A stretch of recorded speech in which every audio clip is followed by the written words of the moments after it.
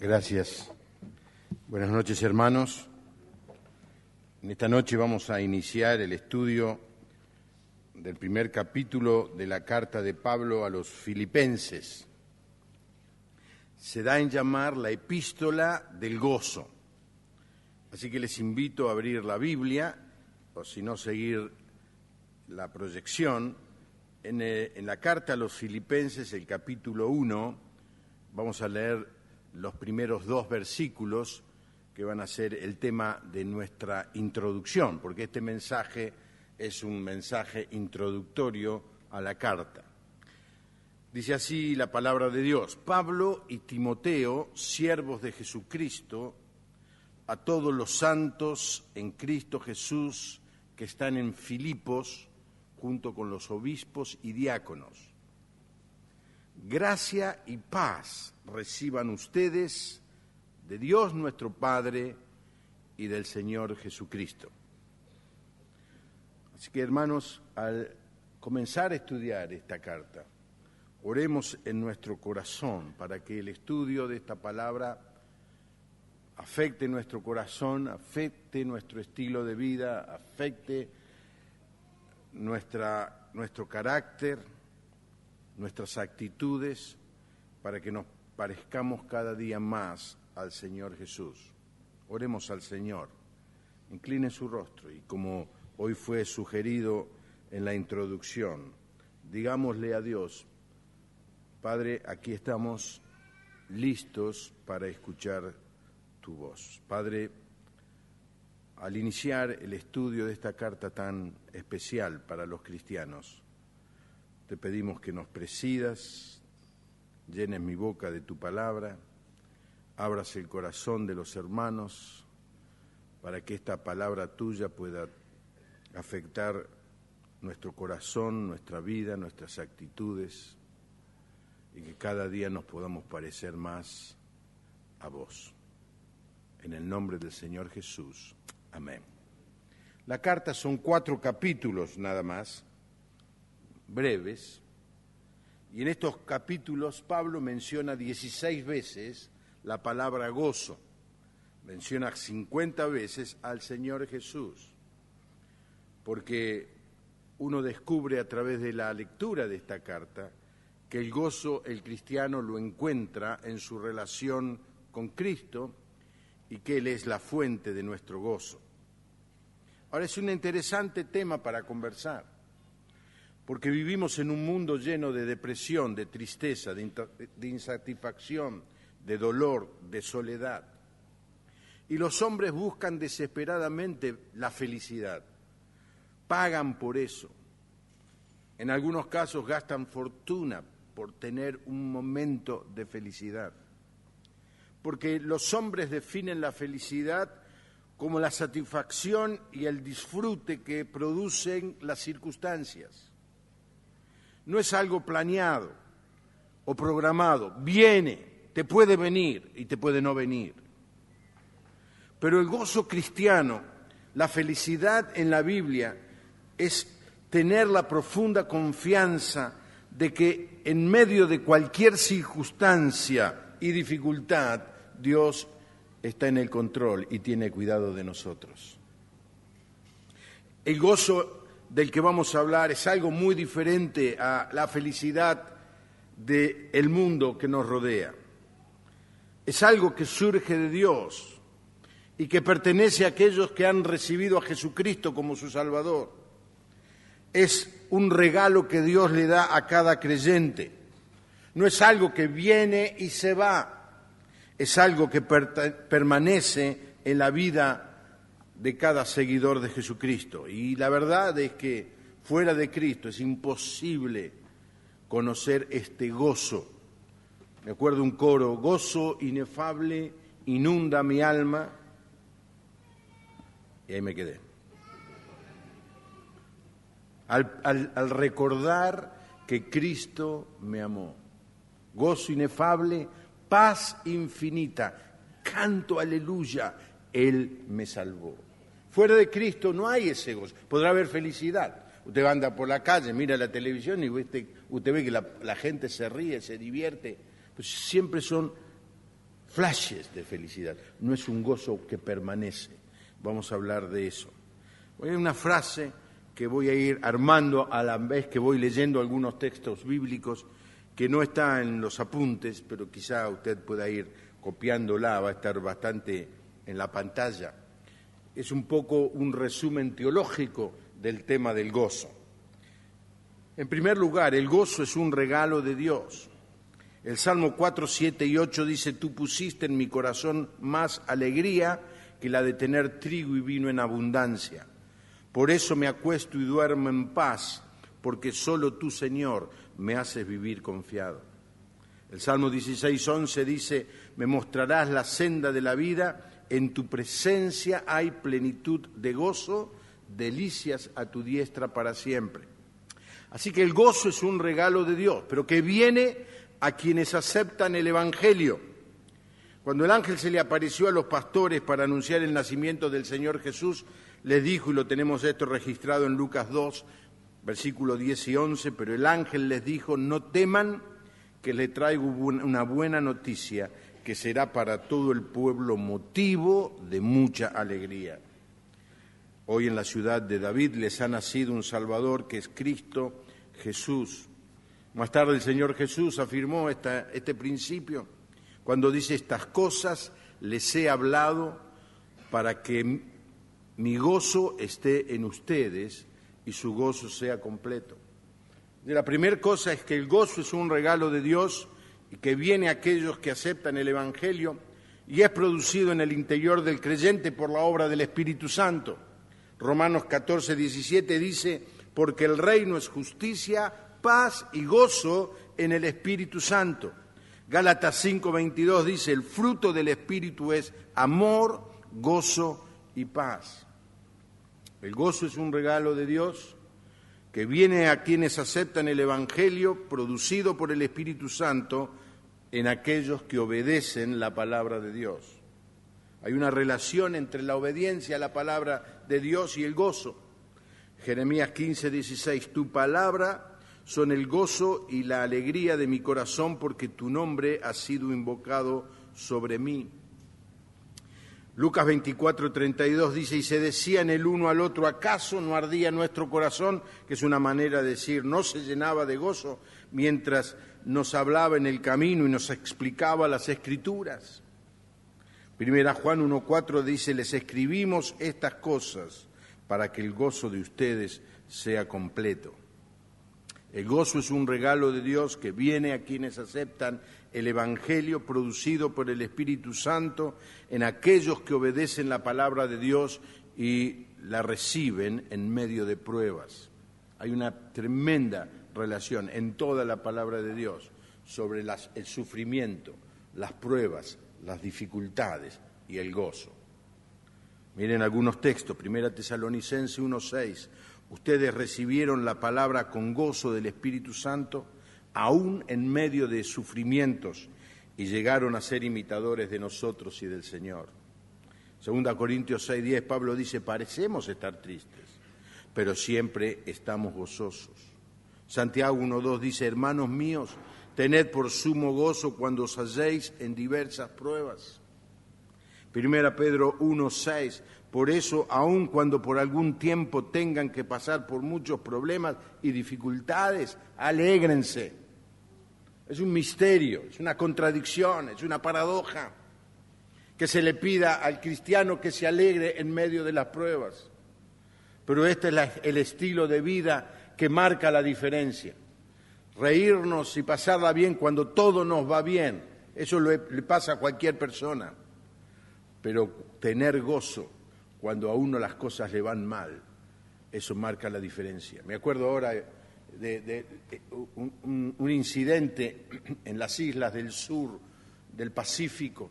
Un misionero llegó con su familia y comenzó a predicar el Evangelio, y la tribu comenzó a envenenar a toda la familia, y se fueron muriendo uno tras otro, envenenados por la tribu. Y llegó un momento que ya casi no quedaba nadie, pero la prédica del Evangelio tocó el corazón de la tribu y se convirtieron. Y el jefe de la tribu le dijo al misionero que había quedado con vida, al único que quedó.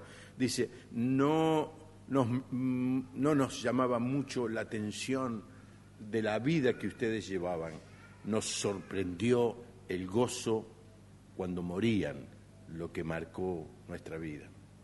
El gozo del Señor en medio de las pruebas.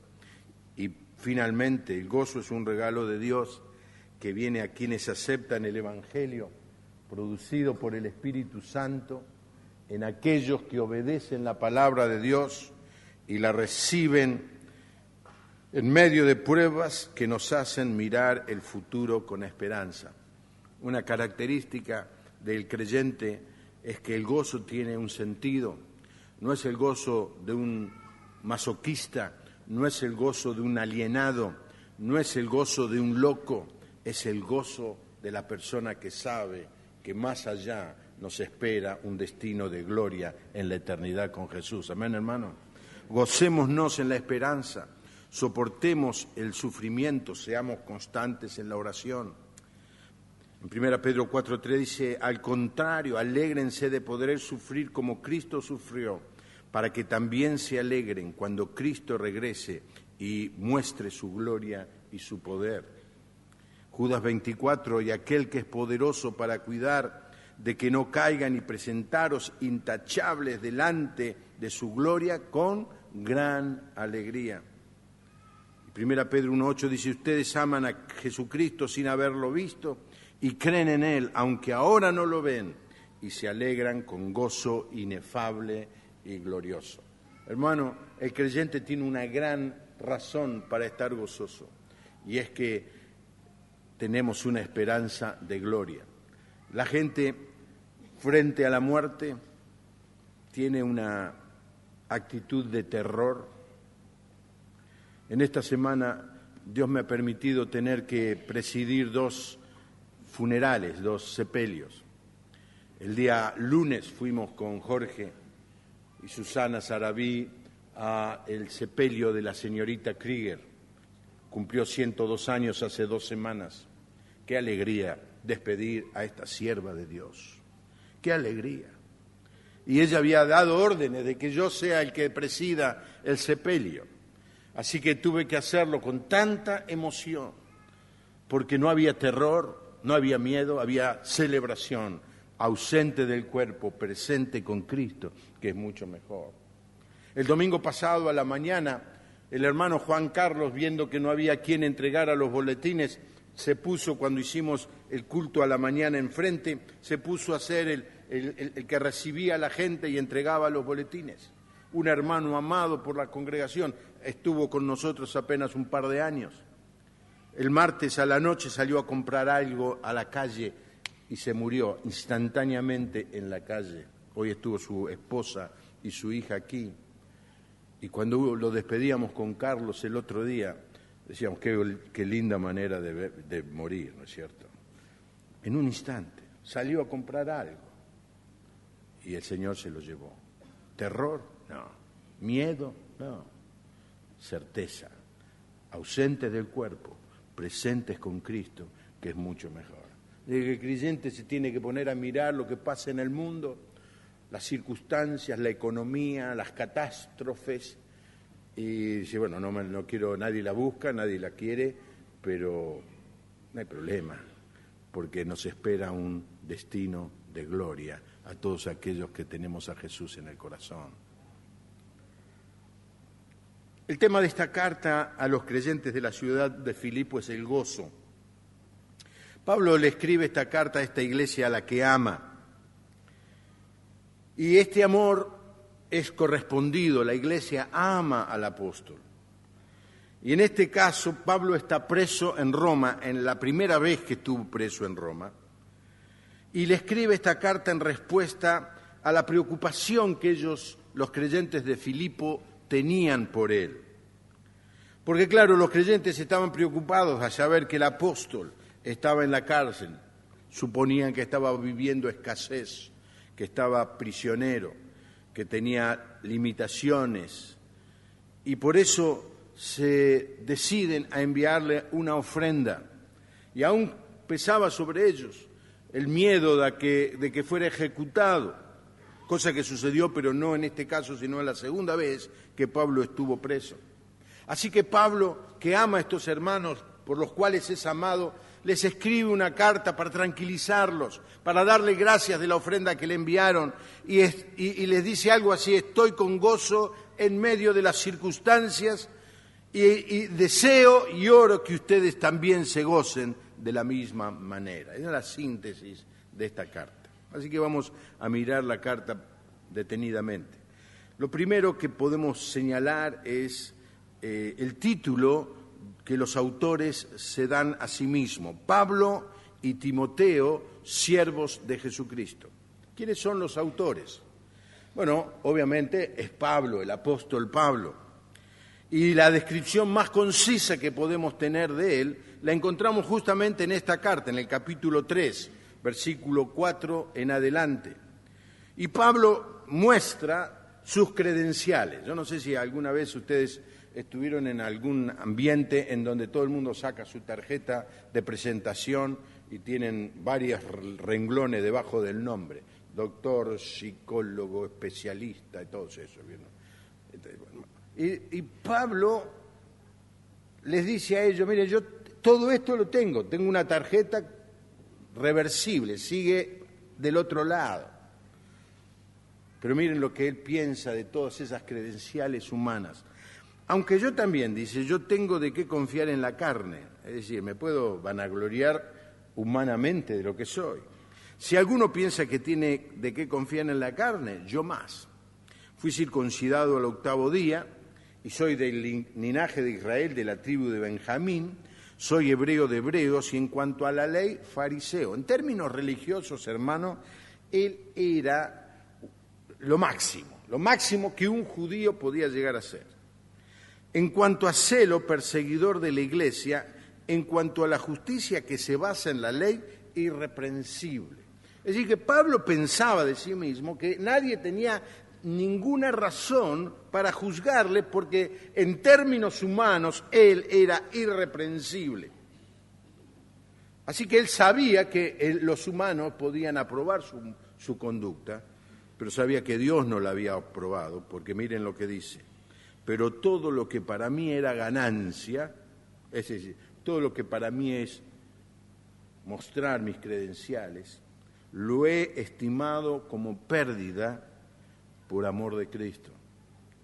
Y a decir verdad, incluso estimo todo como pérdida por la excelencia del conocimiento de Cristo Jesús, mi Señor. Por su amor lo he perdido todo y lo veo como basura para ganar a Cristo. Otra versión dice como estiércol. Pablo podía mostrar todo lo que era humanamente, dice: no vale nada esto. Lo dejo todo, no tiene ningún sentido. Lo que preocupa mi vida no es hacer negocios, no es tener títulos, no es tener fama, no es tener poder. Lo que me motiva a mí es ganar a Cristo, es decir, servirle y honrarle a Él. El segundo nombre que se menciona en este versículo 1 es Timoteo. Ahora está claro que Timoteo no es el coautor de la carta, porque si ustedes leen bien del versículo 3 en adelante del capítulo 1, se van a dar cuenta que Pablo del versículo 3 en adelante habla en primera persona. Ahora, entonces, ¿por qué lo menciona Pablo a Timoteo?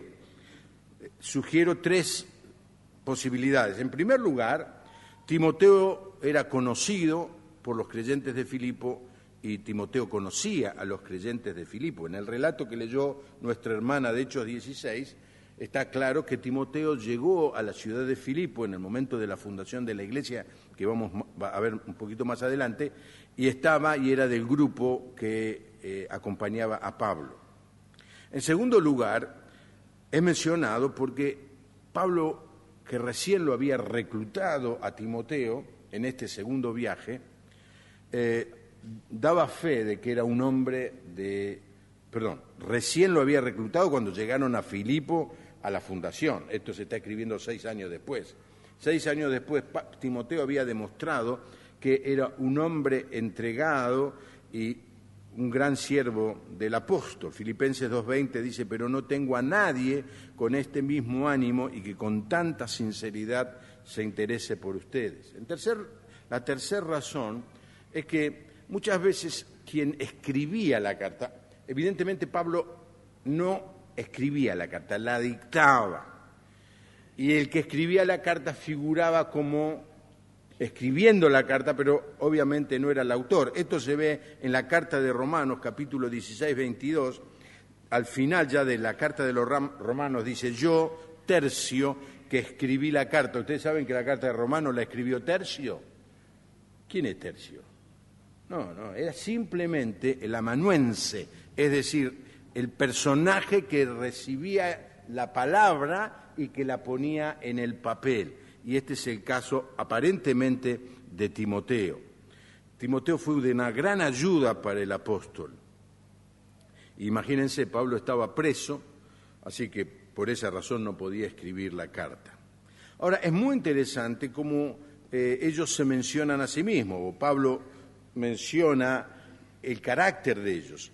Él se llama siervos, utiliza la palabra doulos, que significa siervo o esclavo, que implica propiedad, posesión, dependencia. Y esta palabra esclavo tiene una implicación o una fama muy negativa, porque ¿quién quiere ser esclavo? Se supone que un esclavo es alguien que sirve de manera forzada, obligada a su amo. Pero no es el caso de lo que quiere mencionar Pablo. Y en el texto de la palabra de Dios se nos muestra que muchas veces el siervo, el esclavo, quería seguir viviendo en la casa de su amo, aunque podía ser libre, porque amaba al amo y el amo lo respetaba y trataba bien. Y había toda una ceremonia en el Antiguo Testamento para que el esclavo que quería quedarse en la casa sirviendo diera una señal a todos de que estaba allí voluntariamente.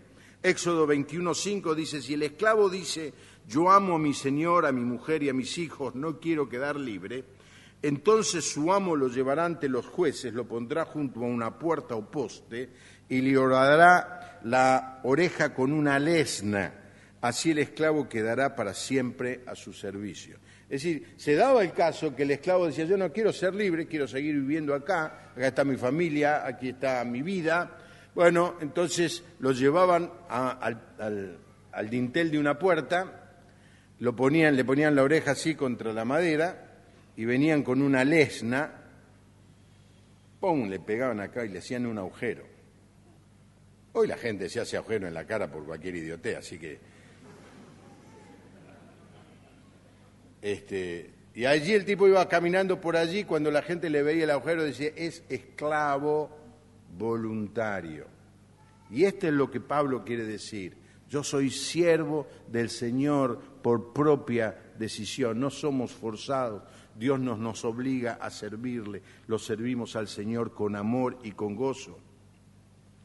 Ahora dice claro, ¿siervos de quién? De Jesucristo.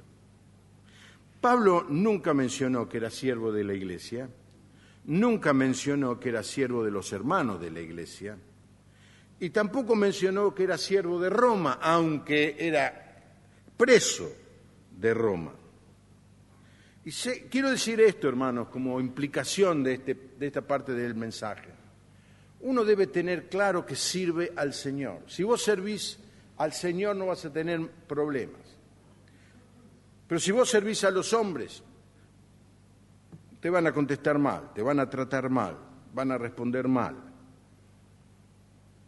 Te vas a sentir defraudado muchas veces. Y hay muchos creyentes que andan por la vida desanimados y desalentados porque trabajando para el Señor en realidad estaban tratando de servir a los hombres. Y cuando uno sirve a los hombres, déjeme decirle, fatalmente, finalmente, va a tener problemas, porque los hombres somos imperfectos. Yo siempre le digo a los que les hablo y a los que me escuchan en términos de mis años de pastor, la moneda de cambio del servicio a Cristo y del pastorado es la ingratitud. Uno nunca debe servir al Señor porque le van a dar gracias. Uno nunca debe servir al Señor por el reconocimiento que los hombres le van a hacer, aunque nos agrada, nos reconoce, nos enriquece que las personas nos reconozcan. Pero uno tiene que servir al Señor. Hermano, siempre que hagas algo para el Señor, no pensés si te van a aplaudir, si te va a conocer, si va a salir en la página de la iglesia, si te van a poner en el boletín. Porque cuando vos entrás, que estás sirviendo a los hombres, finalmente vas a terminar desanimado y desalentado. Pablo y Timoteo, ¿siervos de quién? De Jesucristo. ¿A quién servimos, hermanos? Al Señor. ¿Quiénes son, en segundo lugar, los destinatarios de la carta? Pablo y Timoteo, siervos de Jesucristo, a todos los santos en Cristo Jesús que están en Filipos, junto con los obispos y diáconos. Es muy interesante que utiliza la palabra santos. Incluye a todos, a los miembros de la iglesia y a los líderes de la iglesia que ahí se mencionan. La palabra significa estar separados, ser únicos, diferentes, apartados. En toda la Biblia la palabra santos es un sinónimo de cristiano. Es similar a la palabra hebrea kadesh, que se refiere a lo que es único, diferente y apartado. Hay mente de las personas en esta cultura católica piensan que los santos son mártires que han sido canonizados o son personas tan súper piadosas a que se les puede llamar santos. No es el caso en el Nuevo Testamento. Cada vez que Pablo escribe a creyentes de alguna iglesia, él menciona esta expresión, santos, y es un sinónimo de ser cristiano. Lo usa, por ejemplo, en la carta a los Corintios y en la carta a los Efesios. Un cristiano es una persona que ha sido redimida por Cristo y separada del mundo para el servicio al reino de Dios. Así que en ese sentido, todos somos santos. La frase que más le gustaba a Pablo usar era santos en Cristo Jesús. Y Pablo define en Gálatas 2:20 lo que es un santo. Dice, pero con Cristo estoy juntamente crucificado y ya no vivo yo, sino que Cristo vive en mí y lo que ahora vivo en la carne lo vivo en la fe del Hijo de Dios, el cual me amó y se entregó a sí mismo por mí. Aunque usted no lo crea, la persona que está sentada al lado suyo es un santo. No se le ve la aureola porque hay mucha luz. Somos santos en Cristo Jesús. Amén. Vi cada mirada en este momento. Ahora, ¿quiénes eran estos santos? ¿Cómo comenzó todo? Y este es el relato que leyó nuestra hermana. El inicio de la iglesia en Filipo se registra en el capítulo que nuestra hermana leyó. En este segundo viaje misionero, y les recomiendo que los que tienen Biblia busquen en la parte de atrás, en casi todas las Biblias están los mapas de los 4 viajes misioneros de Pablo, en casi todas las Biblias, no digo en todas. Por ejemplo, en mi Biblia están los 4 viajes misioneros. Y es muy, muy valioso porque uno entiende un poco más la historia cuando ve el mapa. Pablo estaba en la ciudad de Troas, ahora vamos a ver en el mapa dónde queda, y estaba pensando seguir su tarea misionera en lo que nosotros hoy conocemos como Asia. Pero en ese lugar Pablo recibió una visión. Mira lo que dice el versículo 16. Allí una noche Pablo tuvo una visión en la que veía ante él un varón macedonio, o de Macedonia, que es la provincia enfrente, ya esto es Europa, que suplicante le decía, pasa a Macedonia y ayúdanos. Así que Dios estaba en este momento cambiando el plan, el proyecto de Pablo, de seguir trabajando en lo que nosotros vemos en el mapa hoy como Asia Menor o Turquía, y le dice, saltá al otro lado del mar. Una movida fundamental, hermanos. La iglesia en Occidente se inició en esa movida del Espíritu Santo de Dios. Nosotros estamos aquí porque el Espíritu le guió a Pablo a dar ese salto. Así que en respuesta a la visión, dice Pablo, nos embarcamos en Troas y fuimos directamente a Samotracia, que es una islita ahí. Bueno, una isla de Grecia, no es ni una islita, ¿no? Si ustedes me pagan, puedo ir a hacer un viaje para explorar qué tipo de isla es la Samotracia. Al día siguiente proseguimos a Neápolis y de allí fuimos a Filipos, que es una colonia y la ciudad principal de la provincia de Macedonia. En esa ciudad estuvimos algunos días. Vamos a ver un par de mapas. El primer mapa, allí se ve, esto es un mapa del Google, que lo puede usted mirar en su casa, que se ve a Grecia. Lo más interesante en todo caso de este mapa es allá la ciudad de Tesalónica. Ahora vamos a ver el segundo mapa. Aquí está Troas, y Pablo tenía idea de seguir evangelizando en esta zona, pero se va de Troas, se toma un barco y se va a esa islita que está ahí, a Samotracia, pero ni siquiera baja, hacen noche con el barco allí en Samotracia, y van allí a donde hay esos dos símbolos en rojo, ahí está Filipos. Neápolis es el puerto de Filipos, está a unos 15 kilómetros. Entonces ellos llegaron con el barco a Neápolis y entonces llegaron a la ciudad de Filipo, una ciudad. Más adelante en los mensajes quizá hable un poco más, una ciudad muy importante, muy privilegiada, porque era una colonia romana, es decir, los que vivían allí tenían el derecho de llamarse ciudadanos romanos, que en esa época no era poca cosa. Así que la segunda cosa que vemos es el arribo de Pablo. Pablo llega, y cuando Pablo llegaba a una ciudad, la costumbre que tenía era ir a la sinagoga judía el sábado. Así que mandaba a sus amigos, decía, ¿dónde está la sinagoga?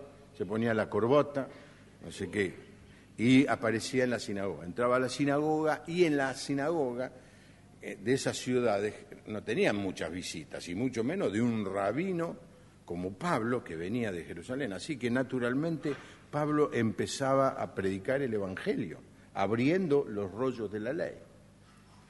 Pero en esta ciudad no había sinagoga, así que se supone entonces que había pocos judíos, se necesitaban 10 hombres judíos para poder abrir una sinagoga.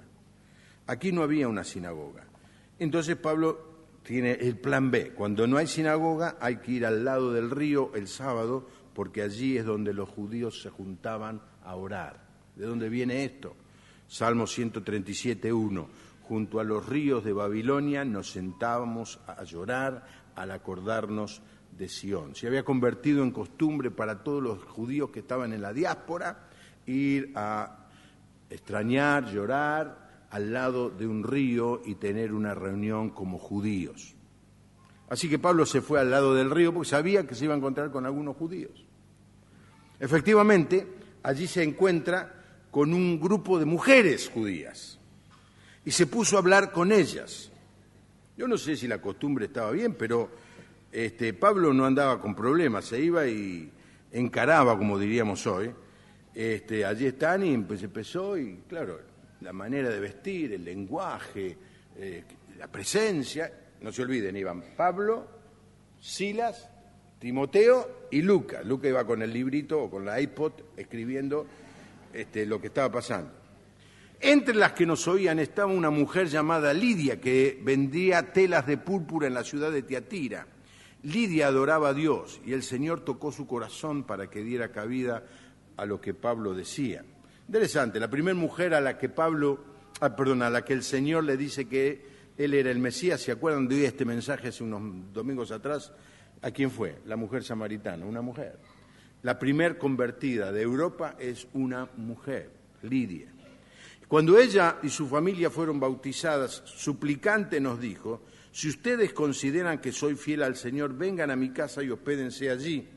Y nos sentimos obligados a quedarnos allí. Evidentemente una mujer rica, porque tenía habitaciones para recibir a huéspedes, a 4 hombres por lo menos. Así que ellos fueron y se quedaron en la casa y empezaron a predicar el Evangelio, me imagino.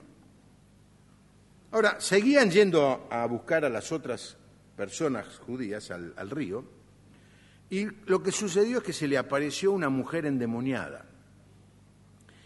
Esta mujer era un gran negocio para sus amos, era una esclava que era usada por estos hombres para adivinar la suerte. Y esta joven comenzó a decir y a gritar delante de Pablo, y en voz en cuello, es decir, gritaba fuerte: estos hombres son siervos del Dios Altísimo y les anuncian el camino de salvación. Interesante, ¿no? ¿No estaba endemoniada? Sí. Pero decía la verdad. Sí. ¿Era o no Pablo siervo del Dios Altísimo y que anunciaba el camino de salvación? ¿Era o no? Sí. Déjenme hacer un paréntesis en este estudio para decirle que uno de los peligros más grandes que tiene la iglesia evangélica hoy es falsos maestros diciendo la verdad. Cuando dice la mentira un falso maestro no engaña a nadie, no sorprende a nadie. Se supone que un falso maestro diga mentiras. El problema es que aparezcan dentro de la iglesia falsos maestros diciendo cosas que son verdad. Pero usted nunca después va a saber cuándo dicen la verdad y cuándo dicen la mentira. Hoy por hoy está en el ambiente de los pastores, aparecen todos los días, me mandan cartas, email y tarjetitas, profeta, apóstol. Dice que en Miami hay uno que se puso arcángel. ¿Saben cuál es el título mío? Sumo pontífice. Yo hice el ejército. ¿Cuánto hicieron el servicio militar? Si cuando fuiste te dijeron, ¿qué grado querés? ¿Quién iba a ser tan idiota de decir cabo? Si te dan para elegir, yo elijo general.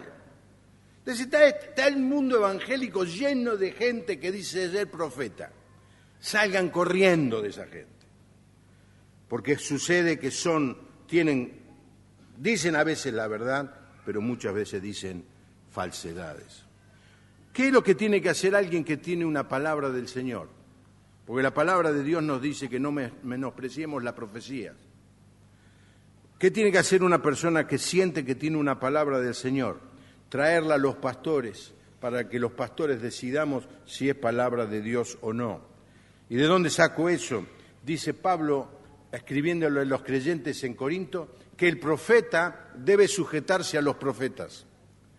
No escuchen a nadie que se le da por decir, recibí esto de Dios. ¿Con quién lo consultaste?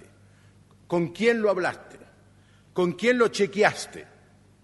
Y es penoso ver que hay iglesias bailando al ritmo de revelaciones proféticas, especialmente, sin hacer ninguna cuestión de género, de mujeres profetas. Y dice, ¿por qué hicieron eso? Recibimos una revelación. ¿Y dónde la chequearon? No la chequearon. Porque, ¿qué hacemos nosotros si alguien nos viene a decir, bueno, vamos a ver, ¿qué me decís? Tal cosa, a ver. ¿Dónde hay sustento bíblico para semejante afirmación? ¿Cuánta coincidencia hay con la palabra de Dios? Porque por encima de la palabra de los hombres, nosotros solamente tenemos como manual de regla y de fe y de conducta la palabra de Dios. Cualquier otra cosa está subordinada a la palabra de Dios. Y en este momento, me es triste decirlo, hay muchas iglesias, inclusive que se dicen evangélicas, que ponen a la misma altura la palabra de Dios que la revelación profética. Y nosotros no vamos a permitir que eso suceda en nuestra congregación, hermanos, porque queremos saber y estar seguros que lo que recibimos de Dios es chequeado, y una vez que es chequeado, entonces sí lo podemos compartir. Así que hay un peligro cuando un falso profeta dice la verdad. ¿Cuál fue la respuesta de Pablo? Pablo reaccionó, se cansó, dice, se cansó, imagínense, que venga una mujer así haciéndole publicidad. Hoy se me ocurrió una... Imagínense que Frávega manda a hacer publicidad un auto rastrojero, hecho pedazo, con 2 parlantes que se caen a cachos, y dice, compre electrónicos modernos en Frávega. Dice, pero Frávega no tiene algo mejor que este porquería de auto para anunciarlo. Me voy a Garbarino seguramente. Así que Pablo se cansó, dice, porque lo repitió esto por muchos días, se molestó mucho, ojo que cuando Pablo se molestaba, y finalmente se dio vuelta y le dijo a ese espíritu, en el nombre de Jesucristo te ordeno que salgas de ella. Y al instante el espíritu lo abandonó. El poder de la autoridad del nombre del Señor Jesús. Si usted se enfrenta con alguna situación así, no es usted el que tiene que tener poder. El poder es del Señor Jesús. Lo único que usted tiene que tener es fe en el Señor Jesús. Y reprenda en el nombre del Señor Jesús. Y haga callar al demonio en el nombre del Señor Jesús, sin miedo, sin temor. Tome autoridad. Y es lo que hizo Pablo. Pero al ver sus amos que iba a perder sus ganancias, aprendieron a Pablo y a Silas y los presentaron ante las autoridades en la plaza pública. Ahí Timoteo y Lucas se escaparon por el foro para poder sacar la foto del incidente. Pero no están mencionados. Cuando los agarraron a los dos, allí ante los magistrados dijeron, estos judíos andan alborotando nuestra ciudad y enseñando costumbres que nosotros como romanos no podemos aceptar ni practicar. Era gente que hacía negocio de esta pobre chica endemoniada. Y eran de la ciudad, así que levantaron a toda la ciudad en contra de Pablo y Silas. Y los jueces que estaban allí, presionados por la tribuna, ni se tomaron el trabajo de preguntarle a Pablo si era cierto o no era cierto, los mandaron a azotar. Siempre me pregunto, ¿por qué Pablo no dijo allí, momento, antes de azotarme quiero decirles que soy ciudadano romano? Si él hubiera dicho eso, los tipos les agarraba un pánico, porque a un ciudadano romano jamás se le podía hacer un juicio así a la ligera como le hicieron en este caso, y mucho menos azotarlo públicamente. ¿Por qué no lo hizo Pablo? Quizá para no dejarlo a Silas solo. Aunque el relato dice que los dos eran romanos, o se insinúa eso al final del relato. Bueno, no sé. La cuestión es que agarraron un azote, unas varas, y les dieron, los castigaron fuertemente, le sacaron la ropa y le pegaron con esas varas no pocas veces. Y luego lo metieron en la cárcel, le dieron la orden al carcelero que lo guardara bien. Ahora tenemos que imaginarnos la condición de Pablo y Silas encarcelados. Le habían dado un semejante azote en la espalda. A veces me encuentro con hermanos que dicen, ay, me duele la pierna, ¿qué pasó? Me tropecé con una silla. No se sabe cuántos azotes. Los romanos azotaban 40 veces, pero por misericordia le sacaban uno, así que era 40 menos 1. Nosotros sabemos eso. ¿Cuánto es? 39. 39 azotes dados por un especialista en azotar. La piel se caía a pedazos, se producía una intensa hemorragia, se producían heridas internas en el cuerpo, se le producía un dolor en la columna y en algunos casos hasta podía llegar a quebrar la columna. En algunos casos se le quebraba al reo alguna de las costillas. Así le pasó a Pablo y Silas. y luego fueron metidos en la última celda. Algunos especulan diciendo que por esa celda iba el caño de la cloaca de toda la cárcel. Y en el fondo dice que lo pusieron en cepos. El cepo de los romanos es diferente al cepo que luego se utilizó aquí en la época de la colonización. Era un cepo de una madera con muchos agujeros y le ponían los pies en el agujero en donde la persona tuviera más abierto los miembros que podía. Y lo mismo con los brazos, no era, no sé, porque a veces parece que lo ponían, no, un cepo que les tendía los brazos, y en esa situación, con los pies extendidos al máximo, los brazos extendidos, que al rato de que te empieza a doler todo el cuerpo, más la espalda hecha pedazos con azotes, ¿qué hubiera hecho alguno de nosotros? Nos hubiéramos empezado a quejar. ¿Por qué me pasa esto a mí? Se olvidó Dios de mí.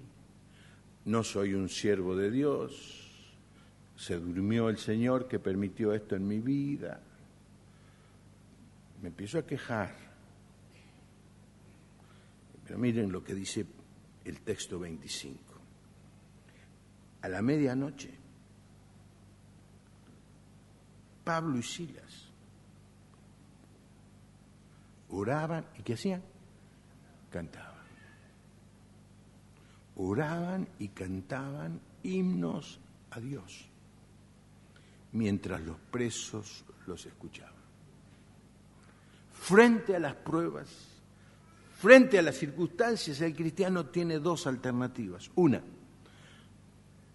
quejarse, protestar, echarle la culpa a otros,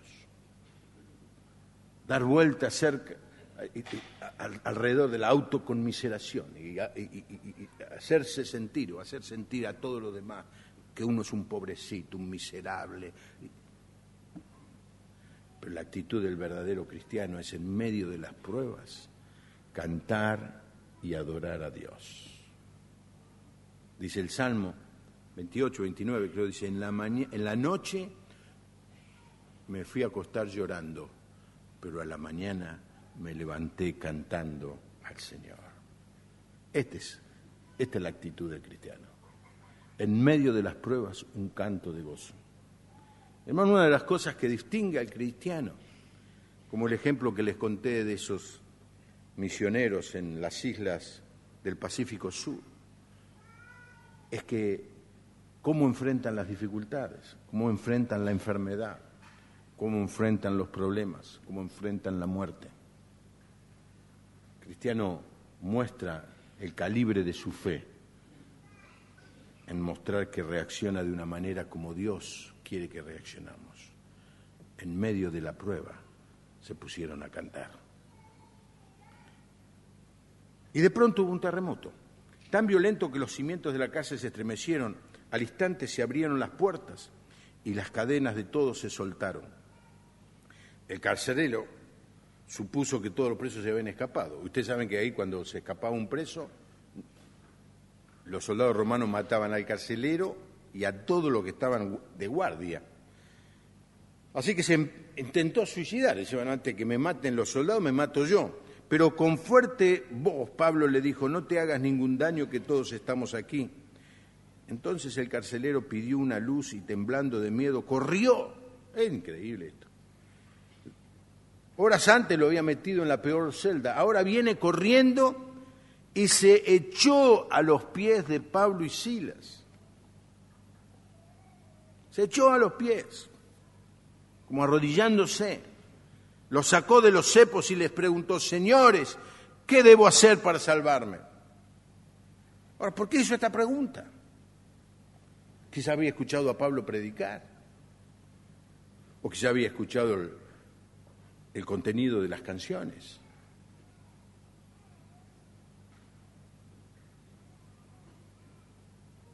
No sé cuál es la razón ni la respuesta, pero este hombre vino con esta gran pregunta, ¿qué hay para ser salvo? Y ellos le dijeron, cree en el Señor Jesucristo y se salvarán tú y tu familia. ¿Así? Pero hay que leer el versículo 32 también. Y les hablaron de la palabra del Señor a él y a toda su familia. Es decir, no era solamente creer, él tenía que saber, quería saber, tenía preguntas que hacer. ¿Quién era Jesús? ¿De qué lo tenía que salvar Jesús? Y todo eso Pablo se lo explicó.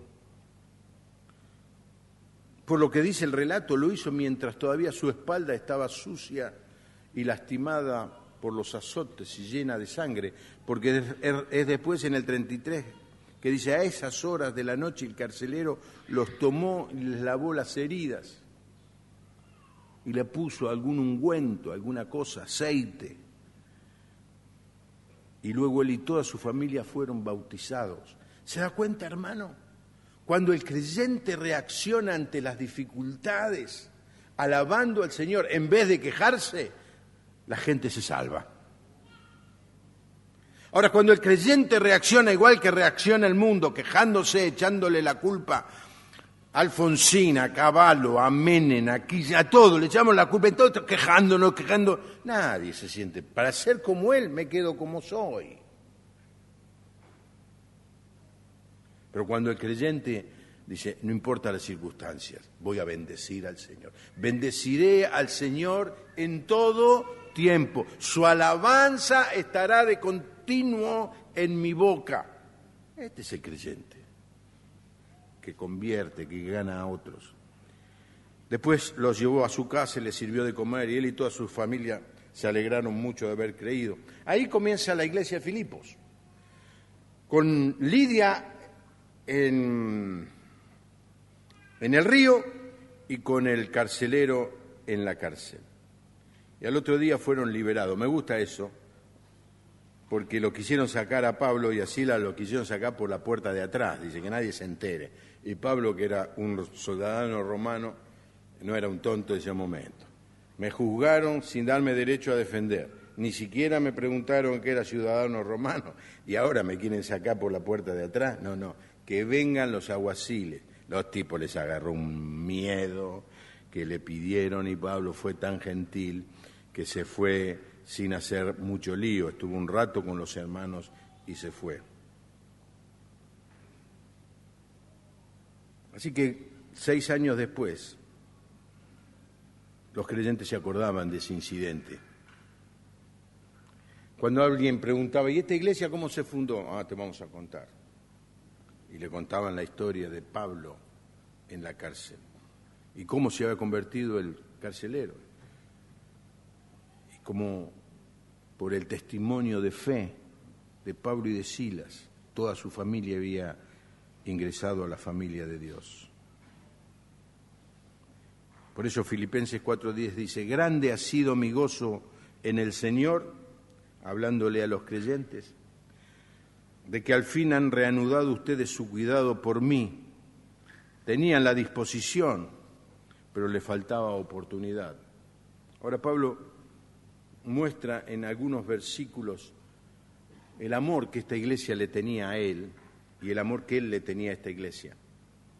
Y dice aquí, ustedes tenían ganas de ofrendar, pero no tenían oportunidad, pero cuando tuvieron la oportunidad, ustedes me ofrendaron. Incluso, dice, a Tesalónica, una y otra vez, ustedes me enviaron para cubrir mis necesidades. En 2 Corintios 11:9 dice, cuando estuve entre ustedes y necesité algo, nunca le pedí que me ayudaran. Los miembros de la iglesia, y eso se lo dice a los de Corinto, ¿no? Estuve entre ustedes, en Corinto, y necesité algo y nunca les pedí. Los miembros de la iglesia en la región de Macedonia llegaron y me dieron lo que necesitaba. Era una iglesia generosa que amaba al apóstol, pero no lo amaba de palabra, sino de hecho y en verdad. Filipenses 4:18, Epafrodito, que era de Filipos, me entregó todo lo que ustedes me enviaron y fue más que suficiente. La ayuda de ustedes fue tan agradable como el suave aroma de las ofrendas que Dios acepta como agrado. Es una iglesia que amaba al apóstol y le daba ofrendas. Y Pablo la tenía como un ejemplo, la reconocía como una verdadera iglesia generosa. Y la descripción de esta iglesia está en 2 Corintios 8. del 1 al 5.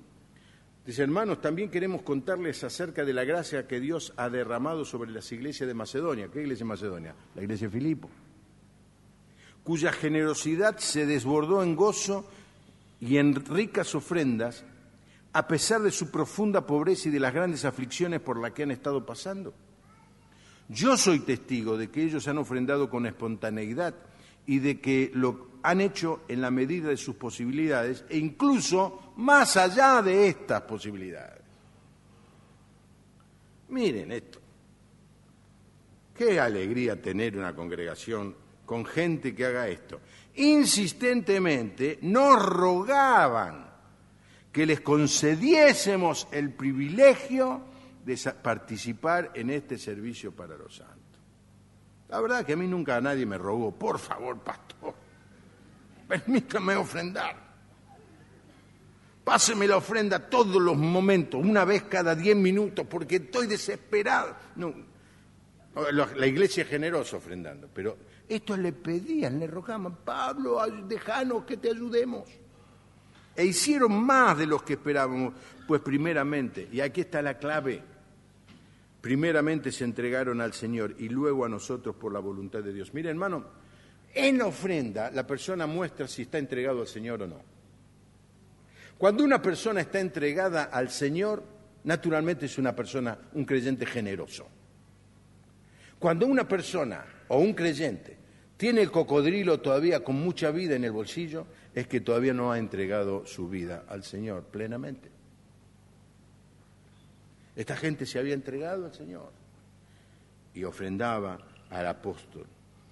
Por eso Pablo les dice que confía que pronto, versículo 24, capítulo 2, que él pronto va a ir, cosa que sucedió en el tercer viaje misionero. Para terminar, Pablo les da un saludo en el versículo 2, gracia y paz reciban ustedes de Dios nuestro Padre y del Señor Jesucristo. Este es un saludo muy común de aquella época, gracia y paz. Nosotros tenemos un saludo que ya casi no significa nada, que es que Dios te bendiga, pero se lo decimos a tanta gente tantas veces que ya no sabemos bien qué quiere decir. Gracia y paz. La gracia de Dios es un regalo de Dios, la gracia de Dios produce paz en la vida del que recibe esa gracia. Eso es lo que está queriendo decir. Saludo muy común, Pablo lo usaba mucho. Más o menos le está diciendo, quiero lo mejor para ustedes, lo mejor de Dios para ustedes. Así que en vez de decirnos que el Señor te bendiga, hoy empiece a decirle al hermano que tiene al lado, quiero lo mejor de Dios para vos, lo mejor de Dios para esta semana tuya. Claro, dentro de 4 o 5 años eso se va a convertir en una frase hecha y vamos a volver y decir, le voy a decir que Dios le bendiga. ¡Ah, qué novedad! Y Pablo le dice, me estoy regocijando en el Señor. Escuche bien, capítulo 1, había sido defraudado por un grupo de cristianos y dice, me estoy regocijando en el Señor. Ya vamos a estudiar eso. Capítulo 2, hicimos algunos planes, pero los tuvimos que cambiar porque no funcionaron. Me regocijo en el Señor. Capítulo 2, voy a enviarles a Timoteo y Epafrodito y me voy a quedar solo, pero me regocijo en el Señor. Capítulo 3, que lo hemos leído, he perdido todo, no me he quedado con nada, he entregado todo lo que poseía, pero me regocijo en el Señor. Este es el mensaje de esta carta. El gozo cristiano no depende de que la gente me aplauda, no depende de que yo esté siempre acompañado de gente que me gratifique, no depende de tener cosas materiales alrededor míos. El gozo cristiano es tener a Jesucristo en el corazón. No hay mayor gozo que este. Gozo inefable inunda mi alma al recordar que Cristo me amó. Bendito sea el nombre del Señor. Así que este es el mensaje introductorio. Vamos a empezar a estudiar este primer capítulo el próximo domingo. Espero que este estudio nos haya servido. De todas maneras, le hemos sacado algunas cosas interesantes para reflexionar a estos primeros 2 versículos. Amén, hermano. Siervo. ¿Siervo de quién? De Jesucristo. Santos. ¿El hermano fulano es santo? Y sí. ¿Por qué? porque es un hijo de Dios, no es porque es perfecto, porque es un hijo de Dios. Gracia y paz. La gracia del Señor esté sobre cada uno de nosotros y podamos disfrutar de su paz. Amén, hermano. Gracias, Señor, por tu palabra en esta noche. Te bendecimos por todo lo que nos has enseñado en esta noche a través de estos primeros versículos de esta carta tan hermosa. La verdad, Señor, que quisiéramos que nos ayudaras para que seamos conocidos en el barrio, en la familia, en el trabajo, en la calle, como gente llena del gozo del Señor. Que el gozo del Señor sea nuestra fortaleza. Que el gozo que está por encima de las circunstancias, de los problemas, de las enfermedades, sea la característica de cada uno de nosotros, para que la gente que nos rodea, viéndonos con los mismos problemas que ellos, o quizá mayores, ve en nosotros un gozo tan grande que se acerque a nosotros y nos diga: yo quiero tener lo que vos tenés, y podamos hacer como hizo Pablo, compartir con el carcelero el mensaje de Jesucristo. Señor, que nuestra iglesia sea conocida por el gozo desbordante, que nuestra copa se rebose de gozo, tanto gozo que la gente que esté al lado nuestro no escuche otra cosa que alabanzas a tu nombre. Que esta sea nuestra característica, en el nombre del Señor Jesús. Amén. Amén, hermano.